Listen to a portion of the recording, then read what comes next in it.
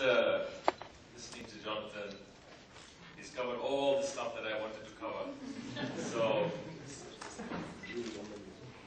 So in that context, I think he's covered the theory, and probably I'll talk about what else you want to hear. I think talking about developing a competitive, sustainable competitive advantage and a strategy.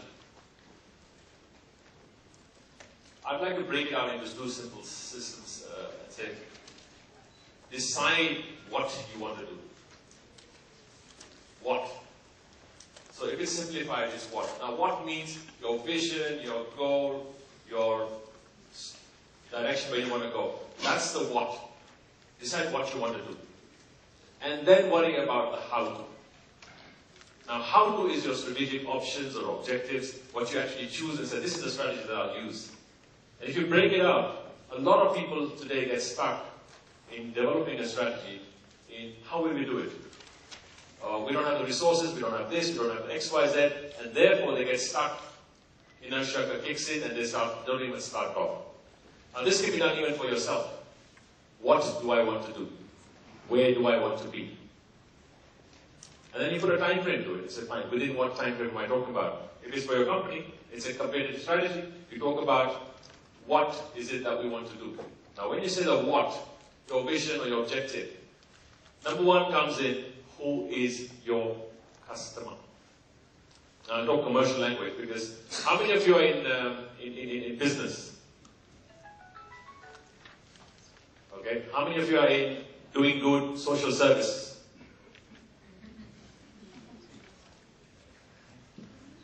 Okay, what are the rest then? A lot of you didn't put up your hands. It's not a trick question. All I'm saying is there are only two types of trade, right? One trade is in goods and one trade is in services. There's no other type of trade. So business can be either goods or services. So whichever one you are in, whether goods or services, even healthcare is a service, it's a business now. Education has become a business now. So even transport has become a business. It's all there. It's all services. But if you decide that, who are your customers?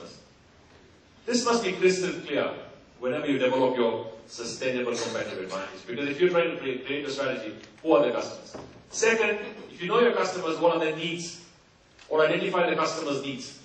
What need do they have that I want to meet as a business? Whether it's goods or services, your customers have a need, right? And these needs do change, don't they?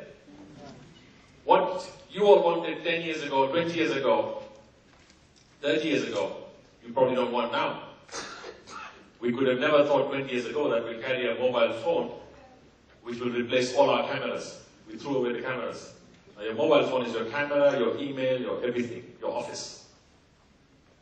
That need was not there before. It is now being created, it's there. Now can we do without an equipment in our hands?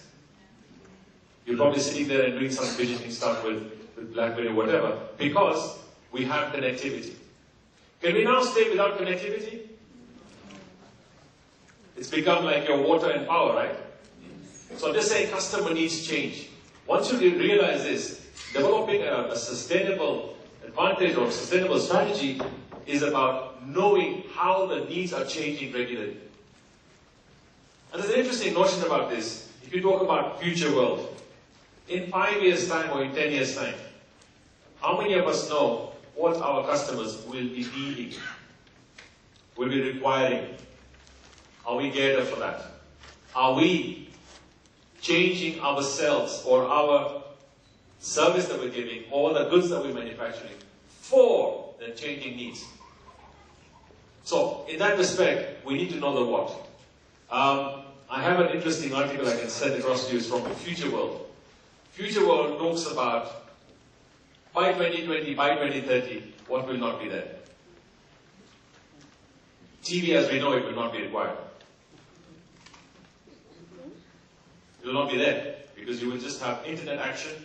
From internet you will see all your TV and everything else. So they talk about a lot of things. The printers, people will say, what's a printer? The 3D printer has now taken over. You will print on demand. You want to print a shoe, you will print a shoe and you'll start wearing it. How many of you have seen 3D printers? I'm serious. How many, you've seen a 3D printer, right? If you want to wear a new necklace tomorrow, you just print the necklace and it comes out, you wear it.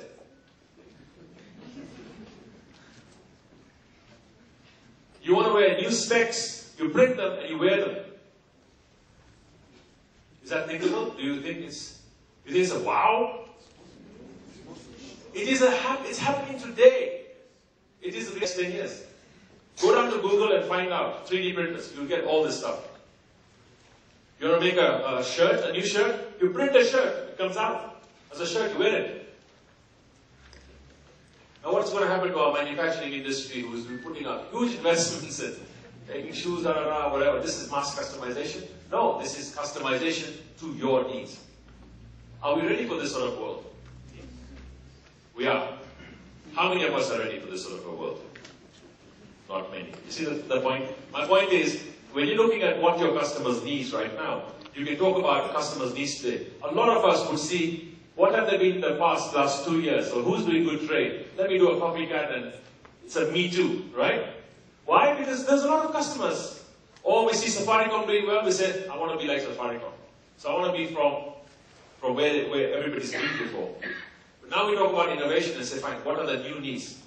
Some needs are not known, some needs are created. But at the same time, when you look at that, and you look at the human body, the body has personal needs. People have needs. Each of those needs, you can see, how will I service them? Right? So again, define your target market, define what you want to do, what are the needs, and based on that, serve those needs. And as you go along, keep on changing that strategy to see how customers' needs change.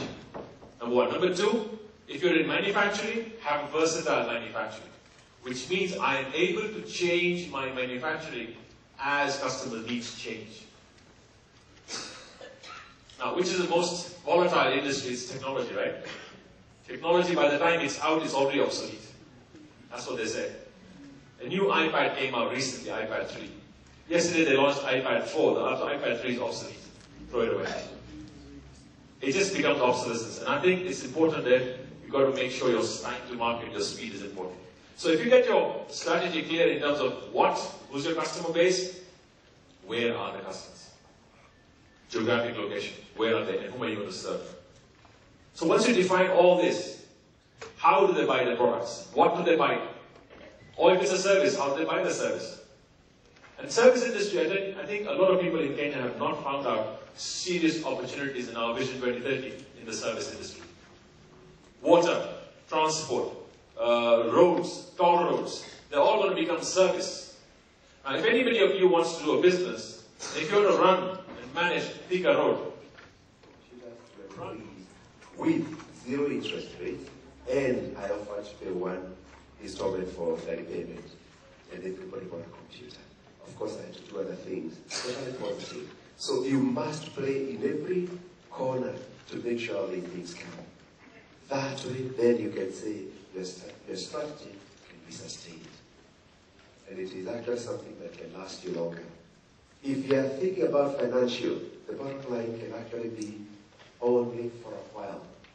But I believe in the financial that go for a longer period. Let's not be like some Western companies who want to invest and get everything in 5 years. Organizations are supposed to be ongoing concern. Customer is the same thing. You cannot spend everything on the customer, but you cannot ignore. So if you can balance that, that is what Balance Card is all about. And all the strategies, all the leadership, all the culture you have is supposed to take that. Mashing of stakeholders. This is where the whole thing, I would say, the rubber meets the road. Do you know your stakeholders? Who are they that I need to take stock of? Most often we tend to forget. In Uchumi, we had 5 stakeholders, and the first one was the supplier. Vima was one of my suppliers, and I said he must be satisfied, but not at the expense of the other. So he said, right, let's buy them out. The next one was the banker, because I was a receiver. All the language that the bank knows is, I want money. We said, right, let's see how we put up. And you do what you call a persuasion, and you get it right, and say, one day I'm going to pay you out. We started paying them before they knew we were paying them. Eventually they asked us, did you borrow the money to pay us out? The next one is the customer. And you have to do it in a way that the customer appreciates. The next one is the shareholder. The shareholder had been jilted. So no matter how sweet you talk, even if you take a very big one, they're not satisfied. So you know that is going to take longer than normal. The other one that we took to deal with was the government. And the government was our darling right from the beginning. So they had the power and the influence, and we didn't have to take too long. But at the same time, you don't rub them the wrong way, because they become your authority on the others when they don't know. And the final one is community. And you go through the community through the media. We made sure we do not call media any names. And that is what I'm calling the marshalling. So then you identify power and influence. They may not be the same all the time. And in our case, we had two that were very important, the supplier and the customer. Sorry, I missed the employee, the fifth one. The employee, we have to make sure we have what you call a team. Because if you don't have a team, then you can't win. So then you come, how do I bring them on board? This is where you have advanced negotiating skills, the persuasion, and of course integrity. And our ultimate objective was to come up with a trust organization. That is what every one of them wanted. We have achieved the last one. Last week when we said we are going to declare dividends after 6 years, after 10 years. And you must keep your promise when you come to the stakeholders. No supplier is going to supply me when I tell them, I'm going to pay you next month, and after 2 months I can't pay. No customer is going to come in when I tell them, I'm going to give you the big compromise, and I can't supply them. And the other one is managing for value. And that is what I thought I should give you some 2-3 items. Competitive advantage through finance and strategy. Very simple. The strategy is down there, but you manage for value and cost drivers. Do you know the strategy you have is going to do it? Everything that I earn for the suppliers, everything I earn for the shareholder would be going to the banker. And the KCD and the rest would be saying they are making money. Again, it's true? Exactly. So you have to be a little bit brighter when you have to do it. Phases of development. As I said, Rome was not built in a day. A customer will come and tell me, I want this done. I say, definitely I'll have it done, but you have to buy yourself time. Extended functions. By extended functions are those that are adding value for your organizations to change. Again, that comes in. And then the portfolio issues. These are related to tinkering around with the money that you have. Never think you have too much money when the bank account is heavy. It belongs to somebody else. There are the financial expectations, stakeholders. Do not promise heaven, you know if they're going to win the problem. The other one is the bankers and suppliers, the employees, community, and the customers. All these are financial expectations. Does your strategy from the balance scorecard have these items coming? Including your